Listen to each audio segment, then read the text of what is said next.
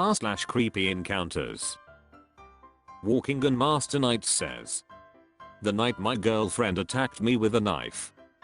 Just over 10 years ago I was dating my first ever girlfriend. We had just gone public and came out to our parents officially. At the time I was 15 female and she was 16 female, if memory serves.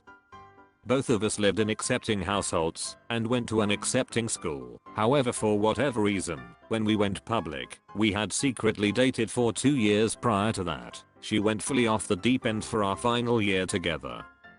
I'll quickly mention that she was really abusive throughout our entire relationship. I had just gotten out of an extremely abusive household, so I had a hard time recognizing the danger I was in. It felt normal, but it got particularly bad this one night when she snapped, I guess. I'm hesitant to attribute her behavior solely to a psychotic breakdown. I think she was an evil person, genuinely.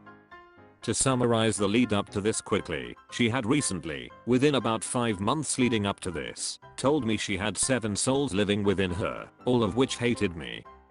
They were all men. From the Victorian era, more or less. She lost herself to these men, and as each one emerged she would abuse me in a unique way. I'm going to give them aliases. Even though they're not real, I'm still afraid of her and them. I guess Duke liked to joke me in my sleep. Harold hit me. Han would try to cut me with knives when I was sleeping. Thea would ignore me / silent treatment me. Gerald would force himself on me while sleeping. Tim would pick apart my appearance and bully me. But Alex was the worst and the entity I had to deal with the most towards the end. Alex was the present one this evening. He'd play paranormal activity and torment me with the creepiest shit I've ever seen. He would sing in the corner of the room in the dark. He would mutter to himself constantly. He would smile at me while saying things like "You'll die soon." Or "You don't have to fear me when I'm unarmed." He was into knives and sharp things. He never self-harmed, but would try to harm me regularly. He also convinced me that if I ever left him he'd kill me. I was 15. I believed it.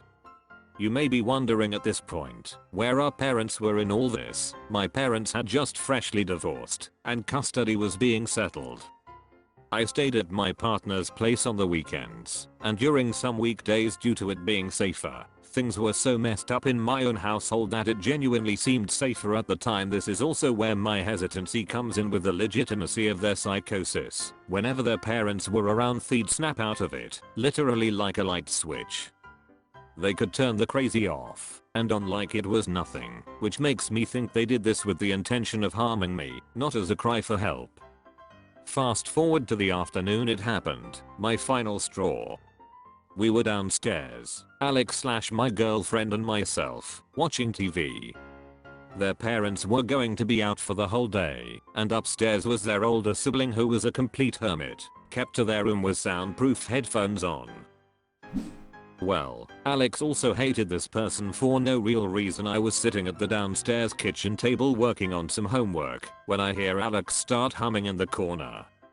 I turn around and ask if they're okay. They do the creepy smile and nod thing.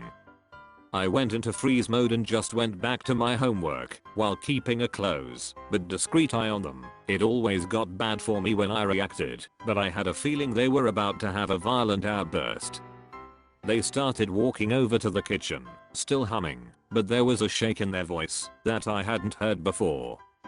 I looked up slowly and saw they were taking a large paring knife out of the knife block. I remember my adrenaline started to kick in, and I looked around for ways to defend myself. To my surprise, they started walking away from me, not towards me. I watched them walk down the hallway and towards the stairs before they exclaimed, "I'm going to fucking kill you," I presume to their sibling. Something came over me and before I knew it, I was booking it up the stairs trying to stop them as they started running, knife in hand, up the stairs. I grabbed their pant leg and pulled them down a few steps. We both collapsed as their sibling opened their bedroom door, a ways away. It was a huge house, and asked what was going on. Alex at this point turned around and struck me with the knife, leaving a gash on my arm and shoulder. I retreated back downstairs as they calmly called out to their sibling, "Nothing, just tripped. I'm okay, thanks." I ran to the kitchen downstairs, texted my parent to come get me, and started cleaning and bandaging my arm. Alex returned at this point, and as soon as we made eye contact they dropped the knife, walked into the kitchen, sat on the floor, and started singing to themselves while rocking back and forth. I was stunned, literally going into shock. I stared at them, bloody tissues in hand, and informed them I was done with this bullshit and was going to wait outside for my parent. They began crying through the song they were singing, still smiling like a maniac. I never went back after that. I broke up with them over the phone about a week later. They sobbed and told me they'd get rid of their souls, and that she still loved me. I didn't listen, just hung up, and that was that. She even dropped out of school, literally never saw her again after that. Years later I find out she started dating this friend of hers I also was familiar with as a teenager, then found out she was cheating on me with them for the entire time her and I dated. I've tried to feel bad for her for years, but honestly I'm still healing from the several attempts at my life. It's hard to feel bad for an abuser, let alone an attacker. Thanks for letting me get that off my chest. I've been in therapy for this recently and wanted to share it to kind of reflect on it also. If you have any questions or need clarification let me know. I left a lot out to keep this. Zindigasunks says, that is an all-around awful experience, especially for your first relationship being out publicly. I'm so sorry you had to deal with that level of insanity at such a tender young age, and especially during a difficult time in your home life, so that you were essentially left isolated and without the familial support you absolutely needed at that time. A parent would have been a helpful guidance counselor and an ally in that uniquely confusing relationship scenario, so it sucks big time that neither of yours had the time or attention to spare on you during that rough time of your life. All we can do is grow and use our past experiences as learning tools that educated us in ways we wouldn't have been wise if not for going through what we had, and it strengthens you to go through difficult trials like these to a degree you never thought possible, bolstering your soul and thickening your proverbial suit of armor to give you more protection against similarly frightening things that you'll face in the future, and you'll realize you have new ways of dealing with every new problem you run into. Stay strong and positive, and use what you now know about people and their actions/behavior to recognize the warning signs of an abusive relationship in the future as it's approaching, and know not to take that path, as you are all too familiar with what comes alongside of it. What Tom says. This is insane, glad you ended this relationship. Vitaminanarchy says. This is more of an insanely abusive relationship than it is a creepy encounter. r/creepy encounters. CandyCon says, creepy guy at the fair. A few weeks ago I went to the fair that comes to town once a year with a group of my friends with no adults for the first time. There were 5 of us, all girls. 2 of the girls went to play a game and myself, and the 2 other girls went to go into the funhouse. So we were waiting in line to go into the funhouse. We were at the very front, and I felt a tap on my shoulder, so I looked at where I felt the tap and literally nobody was there.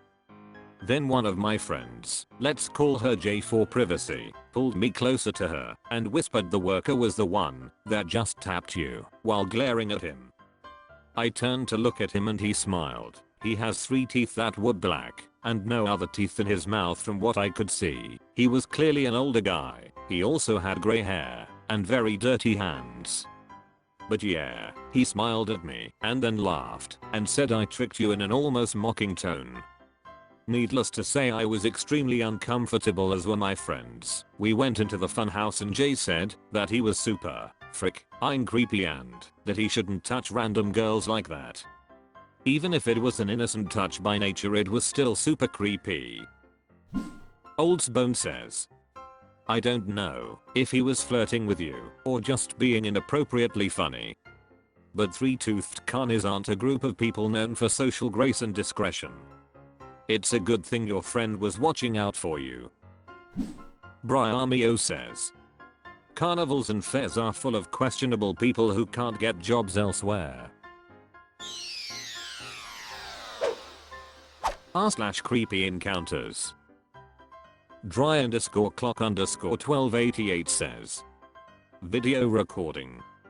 So for starters, I'm a 17-year-old girl and me and my family and a family friend were at Myrtle Beach today. What started was I was waiting for my stepmom and dad to get done with the shower thing they have at pools and beaches cause I already got my swimsuit cleaned off and this middle-aged dude just comes up to me and says something. I wasn't sure what he said, but then he asked me how I was and walked off with 2 beer bottles in his hand. About 20 minutes later my dad's friend let me fly his kite and I'm starting to fly it and the same dude just starts video recording me. I was pretty uncomfortable, but I'm kinda shy and awkward, so I didn't say anything. And I thought he was recording the kite, but no, he was recording me. He knelt down in front of me and pointed the camera towards me, and I was really uncomfortable, but brushed it off a bit. And he was recording for like 10 to 15 seconds. Then I decided to move like 20 feet back to my parents while still flying the kite and the guy comes right back asking for a video. I didn't know what to say, so I just tried to keep my face out the camera. After he left I noticed that he was sitting by himself at the beach and I thought he was waiting for family, but no, he was there by himself. Now I feel a bit nervous because he had his phone out for a long time after taking a vid of me and I'm hoping he didn't send it to anyone. I hope I'm just being paranoid and he just wanted pics of things at the beach, but I don't know. Thank you for reading and have a great day/night, D. Which Cell 2717 says. It's definitely suspect. Men like that are hoping you don't say anything if you catch on or get weird vibes. If someone gives you bad vibes, find your way away from them.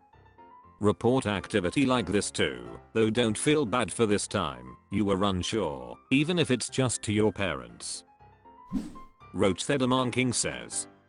Damn, sounds sketchy to me.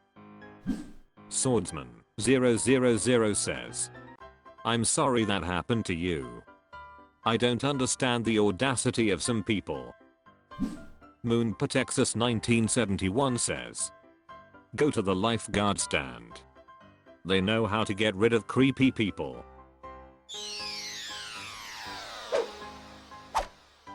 That's all for this video. Thank you for watching. Please subscribe.